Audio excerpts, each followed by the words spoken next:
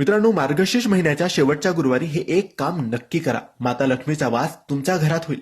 मित्रांनो, मार्गशीर्ष महिना सुरू झालेला आहे आणि आता 1-2 गुरुवार झाले की शेवटचा गुरुवार येईल. 18 डिसेंबर 2025 गुरुवार. 18 डिसेंबरला शेवटचा गुरुवार आहे. या दिवशीच विवाहित महिला त्यांच्या गुरुवारच्या व्रताचे उद्यापन करतील. इतर विवाहित महिलांना घरी बोलावून त्यांची ओटी भरली जाते, त्यांना वाण दिले जाते, गोडधोड प्रसाद दिला जातो. परंतु हे एक काम मार्गशीर्षच्या शेवटच्या गुरुवारी प्रत्येक विवाहित महिलेने नक्की करावे. आता हे कोणतं काम आहे? तर हे काम आहे तुम्हाला एखाद्या दुसऱ्या म्हणजे आपल्या नात्यातली नाही तर बाजूची किंवा लांबच्या नात्यातली विवाहित महिलेला घरी बोलावून तिची ओटी भरायची आहे. फक्त एका महिलेची ओटी, किमान एका महिलेची ओटी तुम्हाला भरायची आहे. ही ओटी तुम्ही साडी देऊन, ब्लाऊज पीस देऊन किंवा फक्त तांदूळ, गहू, एक नारळ, एखादी फळ अशी ओटी भरू शकता. तुम्ही जशी ओटी भराल तशी तुम्ही भरायची आहे. ब्लाऊज पीस, साडी देऊ शकत असाल तर नक्की द्यावी. नाही देऊ शकत असाल तर फक्त गहू, तांदूळ, नारळ याने ही ओटी भरायची आहे.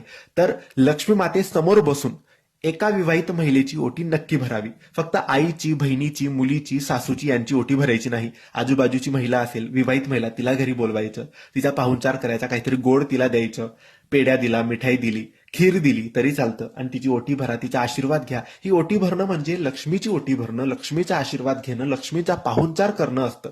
आणि ही जर ओटी आपण अशी भरली तर नक्की मातेचा आशीर्वाद आपल्यावर प्राप्त होतो आणि माता लक्ष्मी आपल्या घरात वास करते. तर नक्की हे शेवटच्या गुरुवारी तुम्ही नक्की काम करायचं आहे. धन्यवाद.